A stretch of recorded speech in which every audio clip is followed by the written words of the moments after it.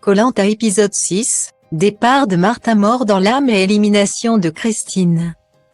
Le 6e épisode de Koh-Lanta, le feu sacré, a été diffusé hier mardi 28 mars.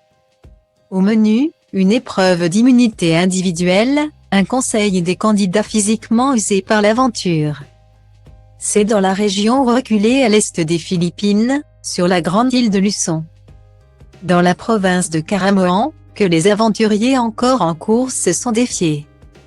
Parmi les choses à savoir, le fameux feu sacré, symbolisé par un talisman, permet à son détenteur de maîtriser son propre destin et de décider de celui d'un autre aventurier.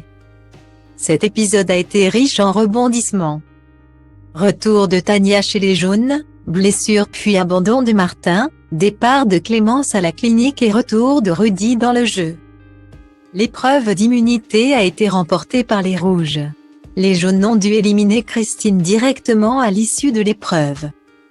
Handicapé par un problème de tympan, Benjamin a décidé d'abandonner l'aventure la semaine passée lors du 5e épisode diffusé le mardi 21 mars. Tania, bénéficiant d'une nouvelle règle, a profité du désistement de Benjamin et a repris l'aventure en tant qu'aventurière jaune. Elle avait un esprit de revanche évidemment et comptait bien tirer profit de sa première expérience. Hier soir, Martin a fait une chute lors de l'épreuve de confort.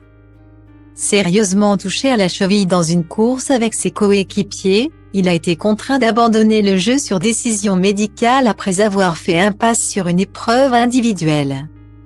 Une cruelle décision pour le jeune fromager genevois de 30 ans qui a quitté Koh-Lanta peiné. Le cœur lourd et en larmes. Il laisse sa place à Rudy qui le remplace automatiquement. Conformément à la nouvelle règle du feu sacré. Clémence, membre de la tribu rouge, n'allait pas très bien hier soir. La jeune femme de 27 ans avait très mal au ventre. Le médecin a dû être appelé et la participante a été placée sous observation, après un passage à l'infirmerie.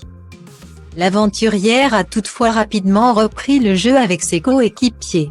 En réalité, avec la fatigue, les épreuves et les faibles quantités de nourriture, les personnalités des candidats et surtout leurs capacités physiques se dévoilent progressivement au grand jour. Pour l'épreuve individuelle permettant de remporter le talisman du feu sacré, Gilles a pris le dessus face à Laura.